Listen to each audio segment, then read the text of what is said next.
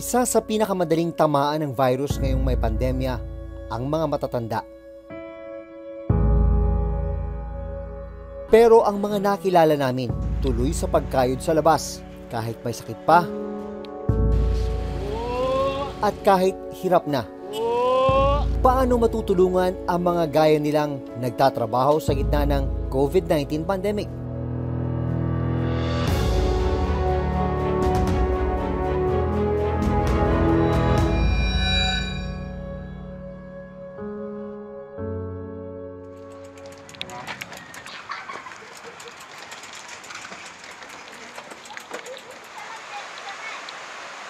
Ngayong umaga, sasamahan namin ang 62 taong gulang na si Mang Charlie Asis sa kakaiba niyang diskarte.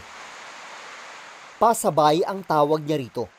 Pwede kasing magpabili at magpa-deliver na rin ng iba't ibang produkto sa kanya. Naisip ko ganito kasi nakikita ko nga yung iba parang kumikita sa pagbabike. Ganito ginawa ko. Marami naman nagbabike pero nahihiya silang maglagay ng ganyan na pasabay. Lalo mga kabataan. Marami nagbabike na pasabay kaya lang wala silang ganyang propaganda. Ako lang naglagay. Hindi sanay gumamit ng mga delivery application sa kanyang cellphone. Kaya para mabook ay kailangan siyang i-chat, i-text o tawagan sa kanyang cellphone number.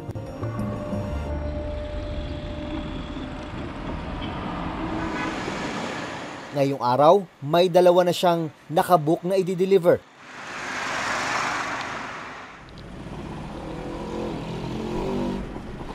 Dali 2 yung customer ko ngayon eh. Babalik po tayo ng Banlik kasi may deliver ako isang coffee ron. After this, diretso na tayo na bali para isang customer ulit.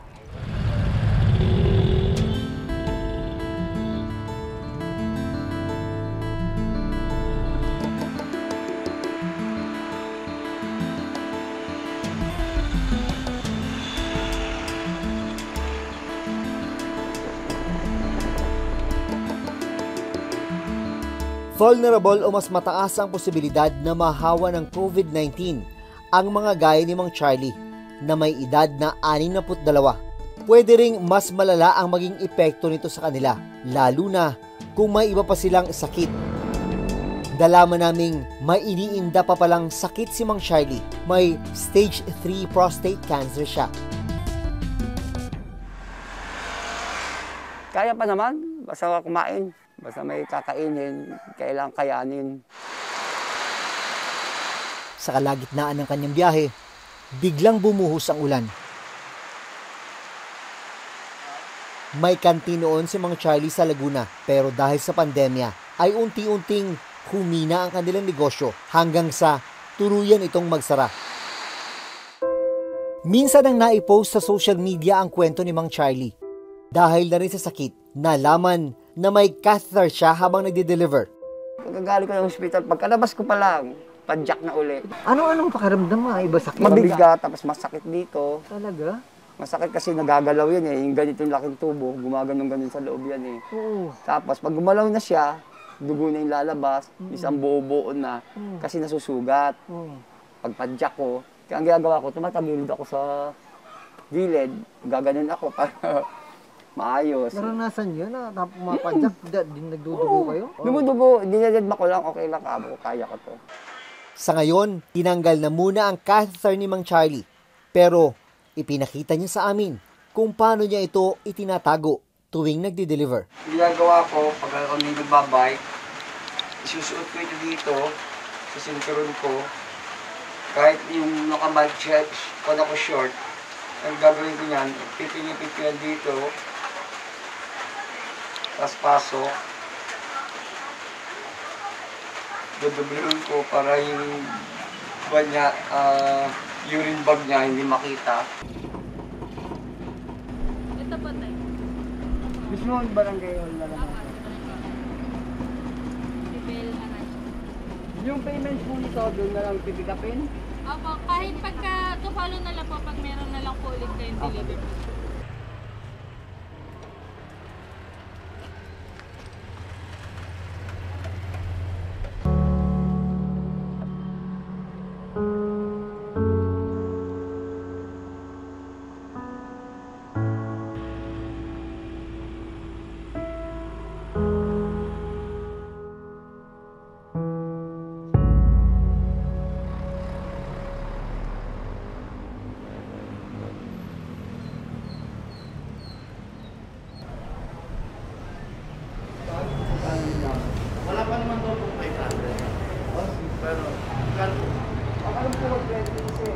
Pagkatapos ma-deliver ang unang package, diretso na si Mang Charlie sa susunod na delivery.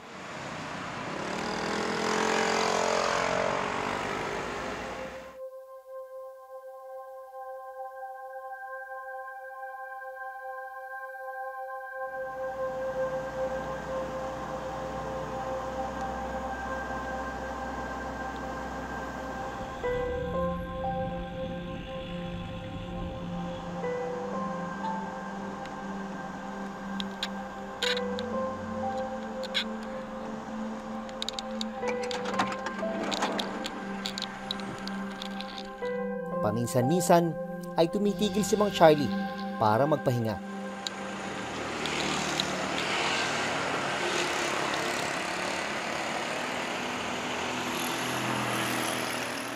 Bukod sa banta na tamaan ng virus, hindi rin nawawala ang peligro habang siya'y nasa kalsada.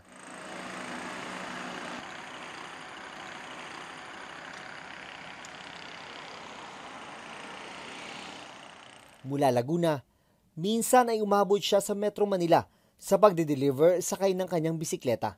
Minsan pag ako nagmamanila or Caloocan, Divisoria, pag may nagpapapick up sa Divisoria, Nagpapick up sa Divisoria? dadalhin ko dito. Papuntang Kanlubang? Oo. O kaya Kabuyaw. Magagaan lang naman, kaya.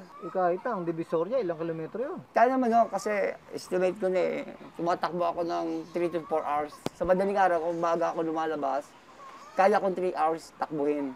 Pero pag tinanghali Balikan? Balikan one way. one way lang yun. Alam mo, nagbibisikleta din ako. Masakit dito yan eh. Oo. Nandito yung problema mo di ba, sa area na to. Oo. Siyempre, di ba, pag ikaw nagbabike, pag alam mo masakit na, gumagano ka na lang muna. Tatagilid mo. Pag masakit na naman, gigilid mo naman. Pag talaga di mo na makaya, titindig ka na pabadya ka, ganun. Mahigit 14 kilometers pa ang kailangan ibiyahe ni Mang Charlie para madala ang susunod niyang delivery ngayong araw.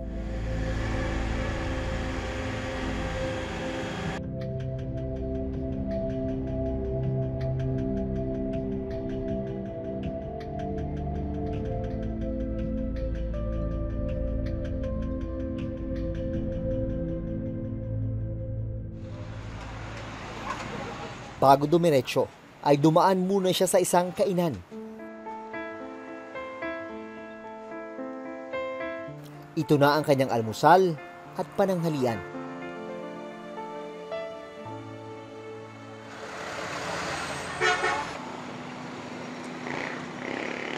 Pagkatapos kumain, tuloy ulit sa pagpapadyak.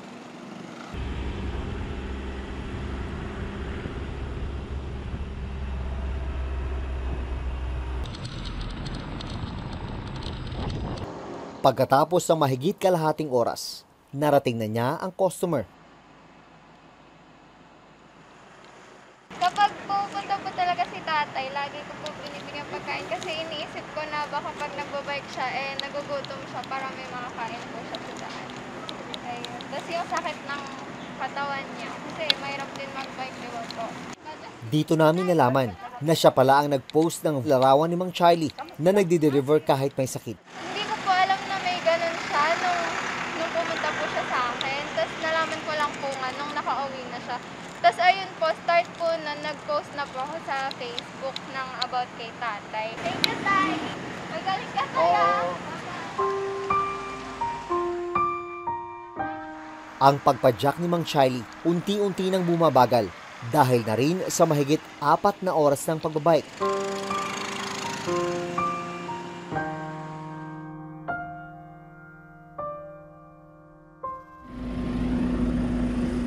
Ilang minuto pa ay napatigil siya at naupo sa gilid ng kalsada. Pagod na, laspag na. Pagod na. Hinto muna. Kasi baka atakehin ako Dapat pahinga muna. Nararamdaman ko pagod na ako. Naatakehin na ako niya kaya papahinga ako. Tay, tinitingnan ko yung mata mo. Parang kitang-kita ko yung pagod sa mata mo. Oo, talaga. Talagang pagod na rin. Kaya lang hindi pwede tumigil. Hanggang kailan? Hanggat kaya ko. Kaya ko pa naman Siguro mararamdaman ko sa sarili ko yan kung hindi ko na kaya. Hanggat kaya ko, papadyak ako.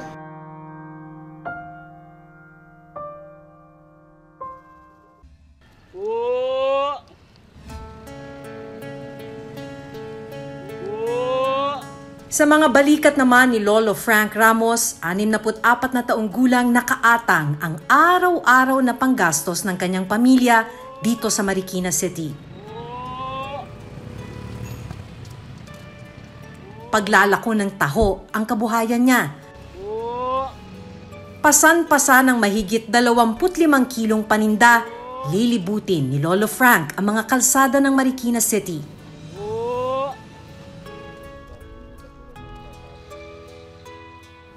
Hindi mo sumasakit ang balakang ninyo? Sumasakit din po. Wala tayong magawa. Habang nagbebenta, yung dito, Masakit daw ha? di ba? Opo. Masakit na rin siya. Opo. Habang naglalakad, Opo. nakakailang kilometro po kayo. Kuminsan 3, 4. Ramdam niyo po ba, habang tumatagal, yung hirap ng paglakad? Opo. Paano ngayon pagka tas ang init? Di na ho kayang mabilis maglakad, no? Opo. Hindi katulad nung bata pa. Mabilis ngayon, matanda na. Kahit matanda na, kailangan pa rin niyang magtrabaho para sa kanyang asawa at 4 na apo na naiwan sa pangangalaga nila. Ito ay matapos mamatay ang ina nila dahil sa panganganak. Iniwan din sila ng kanilang ama. Bakit po nasa inyo yung mga apo niyo? Nasa yung mga magulang? Wala na, iniwanan po yung asawa niya. Nag-iba ng babae. Nag-asawa yung lalaki, iniwanan. Ngayon yung nanay, wala na. Pag naglalakad po kayo, ngayong may COVID, kinakabahan ba kayo na baka mahawa kayo? Hindi na po, basta yung Panginoon yung nagdadasal sa Panginoon. Yun lang po yung akin, para mapakain ko lang mga apo ko. Malaki raw ang epekto sa kanila ng pandemya, lalo na sa kita. Kumusta ho yung benta ngayong may quarantine? May na po, no? Dati umabot ng 1-2 ang benta, ngayon 800, 700, ganyan lang po. Para sa inyo ho ba lahat yun? O may babayaran pa kayo? May babayaran pa akong iba. May babayaran pa? Opo. So, magkano ang neto ninyo? Kuminsan nga po, 200, kuminsan 150, ganyan lang po. Sa isang araw? Bukod sa gasto sa pagkain ay may iba pang bayarin si Lolo Frank na tubig at kuryente.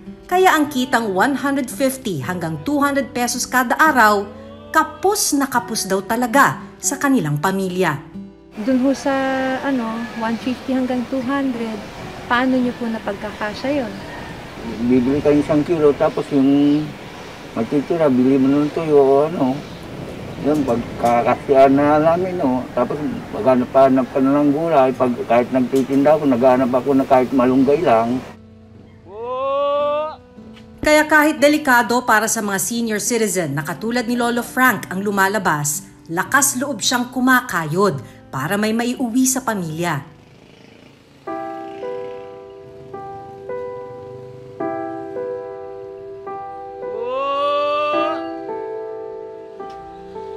Habang naglalakad, may mga pagkakataon na humihinto siya para ayusin ang kanyang tindang taho. Ito na rin ang kanyang sandaling pahinga. Alos dyan na ako po lumaki sa sa pagtitindang taho. Simula ho nung bata kayo? Oo. Hanggang ngayon tumanda na po.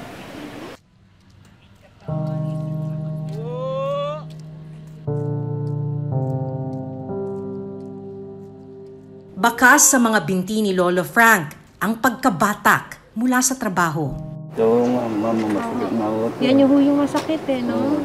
Para hong bukol siya? Ugat po. Ugat? Naitanong nyo na po ba sa doktor? Naipakita nyo na? Nakita na po, kaso ganun daw, varicose daw to sabi nila. Pag malamig po, masakit, hindi ka makalakad. Pag namumulikat na, Titigil muna ako. hinihintay nyo lang pong mawala. Oo. Tapos pagka wala na ho yung pulikat, Lakad na naman. Matapos ang mahigit 5 oras na paglalako ng taho ni Lolo Frank, kumita siya ng 800 pesos. Sa 800 pisong kinita, 500 ang puhunan para sa ititinda niyang taho bukas. Ang 300 pisong matitira, ilalaan sa pagkain at mga gastusin sa bahay. Ang natirang taho, gagawin daw nilang tokwa. Inisip niyo po ba na darating kayo sa edad ninyo ngayon na nagbebenta pa rin? Kung taon na ito, mag-resign na po siguro.